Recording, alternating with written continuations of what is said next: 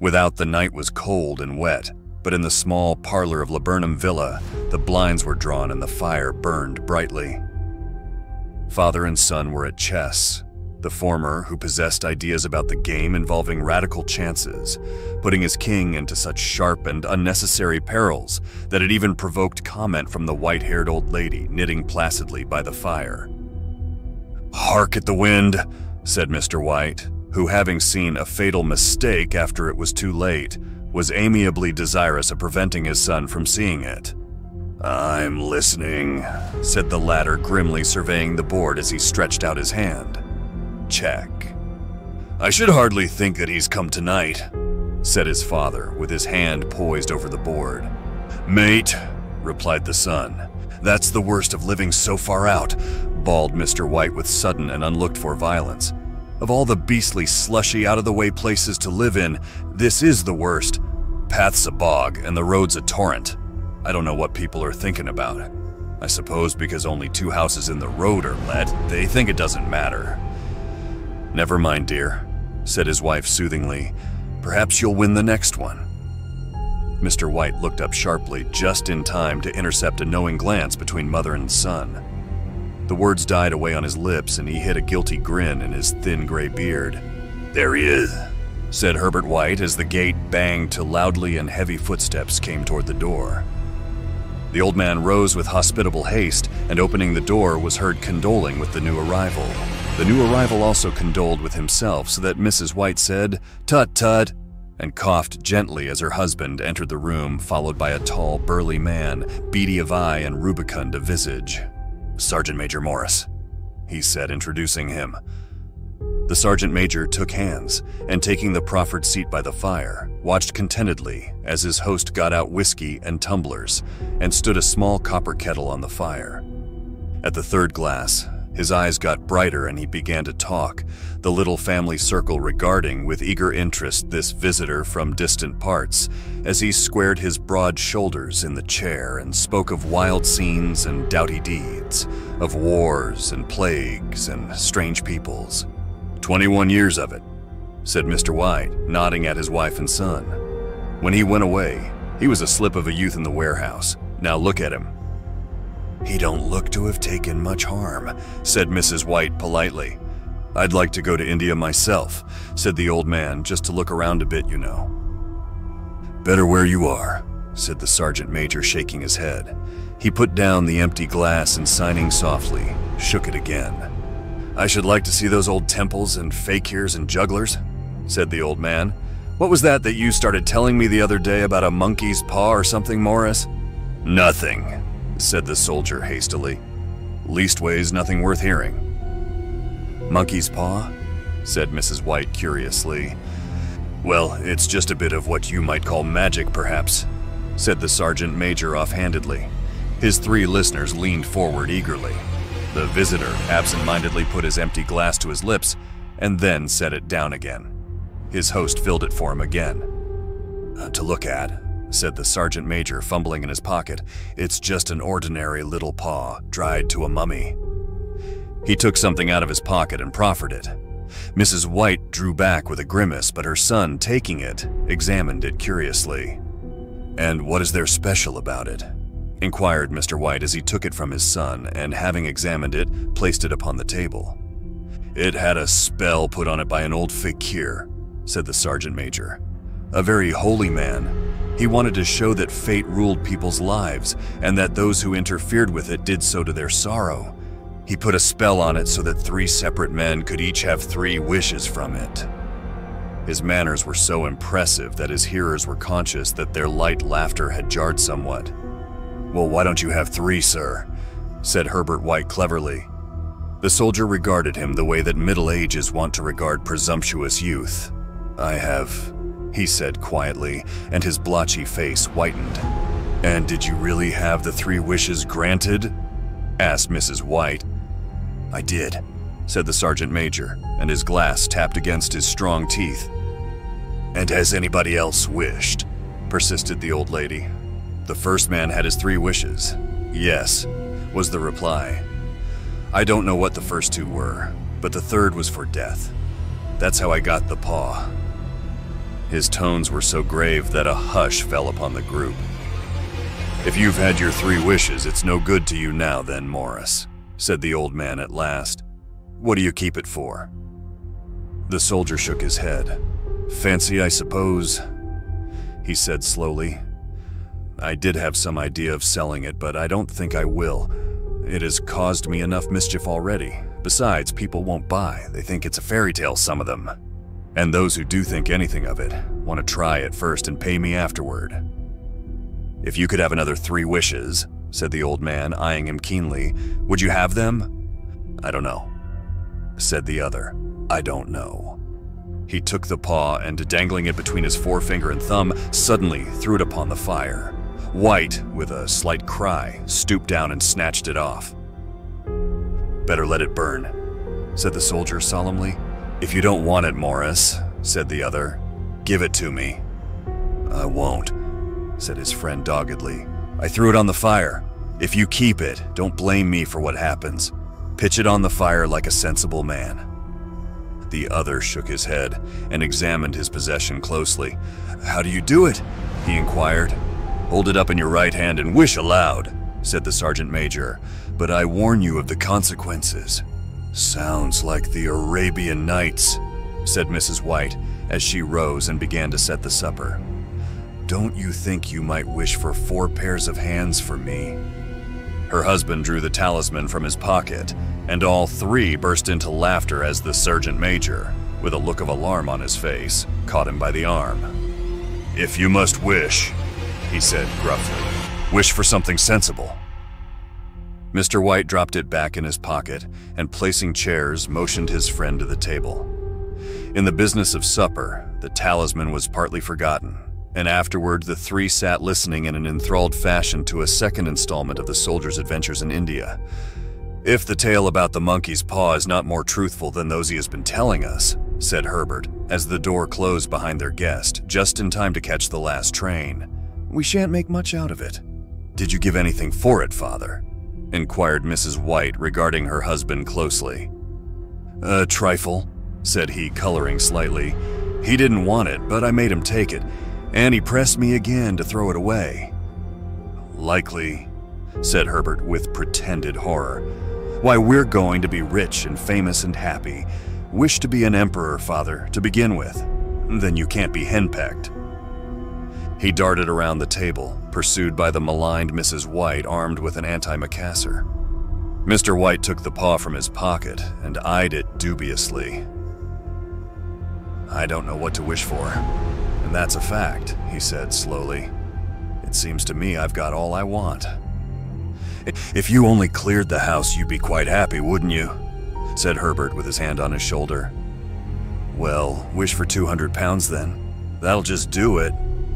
His father, smiling shamefacedly at his own credulity, held up the talisman, as his son, with a solemn face, somewhat marred by a wink at his mother, sat down and struck a few impressive chords. "I wish for 200 pounds, said the old man distinctly. A fine crash from the piano greeted his words, interrupted by a shuddering cry from the old man. His wife and son ran toward him. "It moved," he cried, with a glance of disgust at the object as it lay on the floor. "As I wished it twisted in my hand like a snake." "Well, I don't see the money," said his son, as he picked it up and placed it on the table. "And I bet I never shall." "It must have been your fancy, father," said his wife, regarding him anxiously. He shook his head. "Never mind, though, there's no harm done, but it gave me a shock all the same." They sat down by the fire again while the 2 men finished their pipes. Outside, the wind was higher than ever, and the old man started nervously at the sound of a door banging upstairs. A silence unusual and depressing settled on all 3, which lasted until the old couple rose to retire for the rest of the night. "I expect you'll find the cash tied up in a big bag in the middle of your bed," said Herbert, as he bade them good night, "and something horrible squatting on top of your wardrobe watching you as you pocket your ill-gotten gains." He sat alone in the darkness, gazing at the dying fire and seeing faces in it. The last was so horrible and so simian that he gazed at it in amazement. It got so vivid that, with a little uneasy laugh, he felt on the table for a glass containing a little water to throw over it. His hand grasped the monkey's paw, and with a little shiver, he wiped his hand on his coat and went up to bed. Part 2. In the brightness of the wintry sun next morning as it streamed over the breakfast table, he laughed at his fears. There was an air of prosaic wholesomeness about the room, which it had lacked on the previous night, and the dirty, shriveled little paw was pitched on the sideboard with a carelessness which betokened no great belief in its virtues. "I suppose all old soldiers are the same," said Mrs. White. "The idea of our listening to such nonsense. How could wishes be granted in these days? And if they could, how could 200 pounds hurt you, Father?" "Might drop on his head from the sky," said the frivolous Herbert.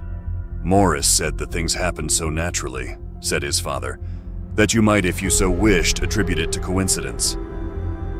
"Well, don't break into the money before I come back," said Herbert as he rose from the table. "I'm afraid it'll turn you into a mean, avaricious man, and we shall have to disown you."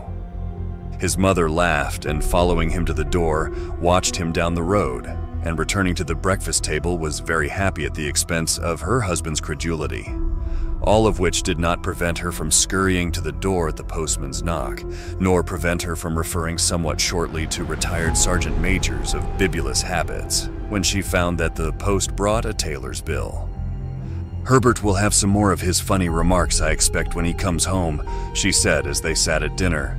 "I dare say," said Mr. White, pouring himself out some beer. "But for all that, the thing moved in my hand. That I'll swear to." "You thought it did," said the old lady soothingly. "I say it did," replied the other. "There was no thought about it. I had just... What's the matter?" His wife made no reply.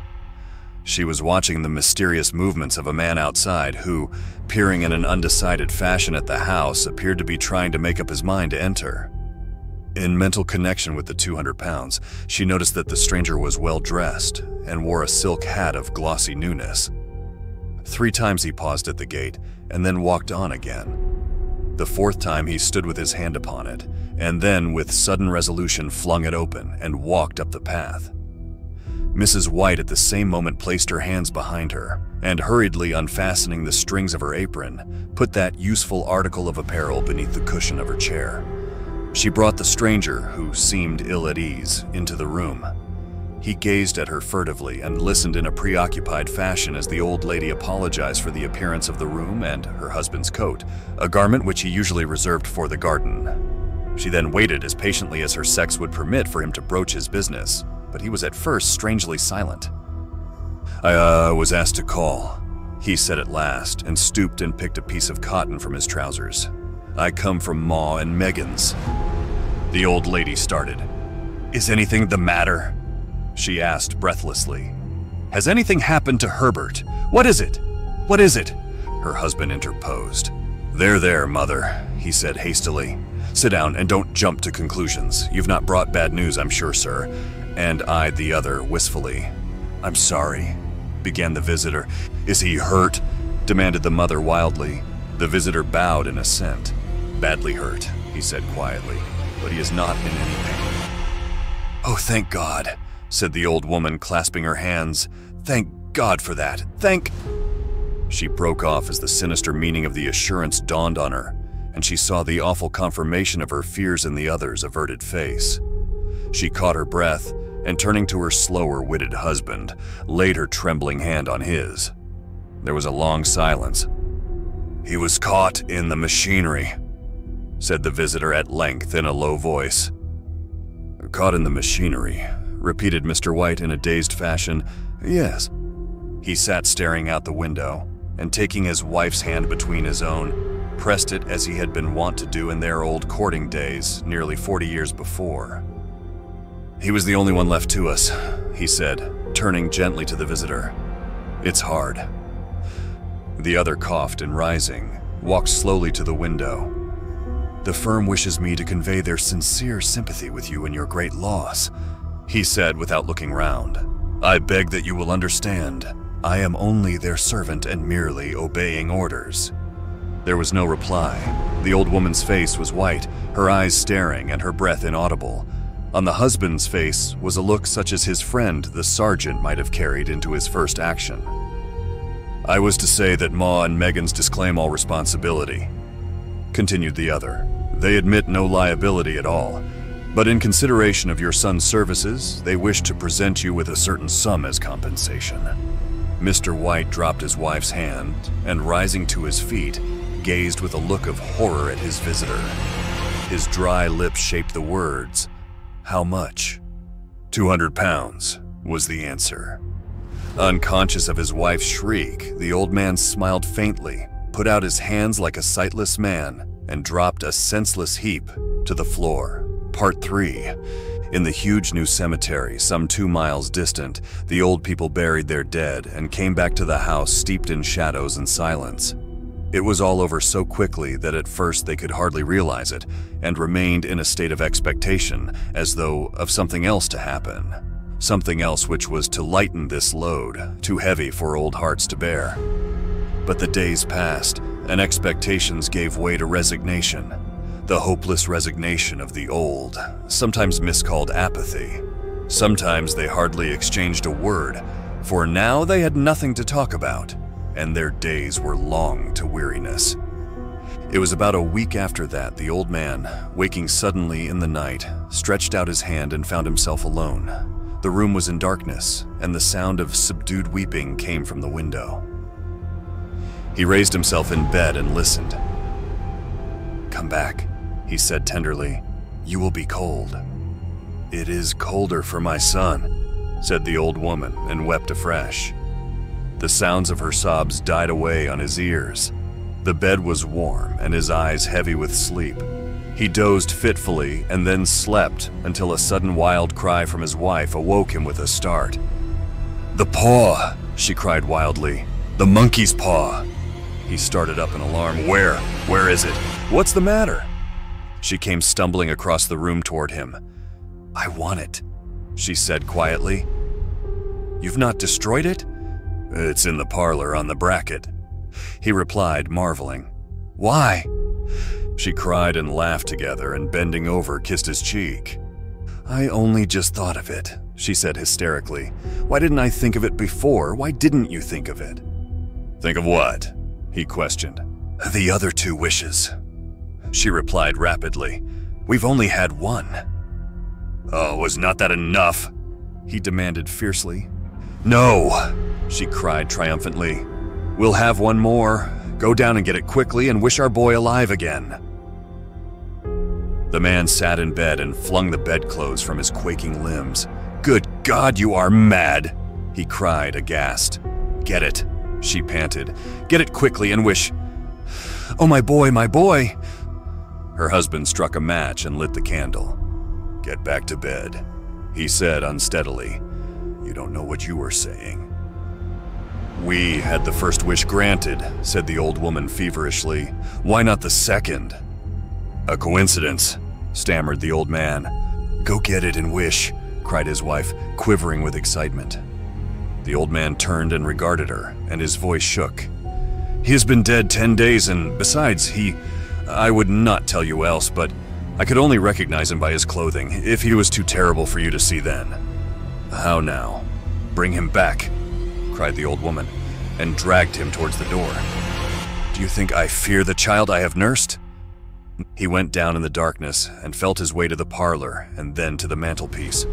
The talisman was in its place, and a horrible fear that the unspoken wish might bring his mutilated son before him ere he could escape from the room seized up on him, and he caught his breath as he found that he had lost the direction of the door.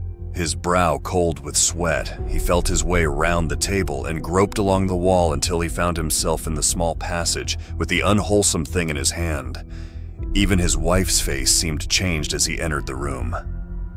It was white and expectant, and to his fears seemed to have an unnatural look upon it. He was afraid of her. "Wish!" she cried in a strong voice. "It is foolish and wicked," he faltered. "Wish!" repeated his wife. He raised his hand. "I wish my son alive again." The talisman fell to the floor, and he regarded it fearfully. Then he sank trembling into a chair as the old woman, with burning eyes, walked to the window and raised the blind. He sat until he was chilled with the cold, glancing occasionally at the figure of the old woman peering through the window. The candle end, which had burned below the rim of the china candlestick, was throwing pulsating shadows on the ceiling and walls, until with a flicker larger than the rest, it expired. The old man, with an unspeakable sense of relief at the failure of the talisman, crept back to his bed, and a minute afterward the old woman came silently and apathetically beside him. Neither spoke, but sat silently listening to the ticking of the clock. A stair creaked, and a squeaky mouse scurried noisily through the wall. The darkness was oppressive, and after lying for some time screwing up his courage, he took the box of matches and, striking one, went downstairs for a candle. At the foot of the stairs the match went out and he paused to strike another, and at the same moment a knock came so quiet and stealthy as to be scarcely audible, sounded on the front door. The matches fell from his hand and spilled in the passage. He stood motionless, his breath suspended until the knock was repeated. Then he turned and fled swiftly back to his room and closed the door behind him. A third knock sounded through the house. "What's that?" cried the old woman, starting up. "A rat," said the old man in shaking tones. "A rat had passed me on the stairs." His wife sat up in bed listening. A loud knock resounded through the house. "It's Herbert!" She ran to the door, but her husband was before her, and catching her by the arm, held her tightly. "What are you going to do?" he whispered hoarsely. "It's my boy, it's Herbert!" she cried, struggling mechanically. "I forgot it was 2 miles away. What are you holding me for? Let go, I must open the door." "For God's sake, don't let it in," cried the old man, trembling. "You're afraid of your own son," she cried, struggling. "Let me go! I'm coming, Herbert! I'm coming!" There was another knock and another. The old woman with a sudden wrench broke free and ran from the room. Her husband followed to the landing and called after her appealingly as she hurried downstairs. He heard the chain rattle back and the bolt drawn slowly and stiffly from the socket. Then the old woman's voice, strained and panting. "The bolt!" she cried loudly. "Come down, I can't reach it." But her husband was on his hands and knees groping wildly on the floor in search of the paw. If only he could find it before the thing outside got in. A perfect fusillade of knocks reverberated through the house, and he heard the scraping of a chair as his wife put it down in the passage against the door. He heard the creaking of the bolt as it came slowly back, and at the same moment he found the monkey's paw and frantically breathed his third and last wish. The knocking ceased suddenly, although the echoes of it were still in the house. He heard the chair drawn back and the door opened. A cold wind rushed up the staircase, and a long, loud wail of disappointment and misery from his wife gave him the courage to run down to her side and then to the gate beyond. The street lamp flickering opposite shone on a quiet and deserted road.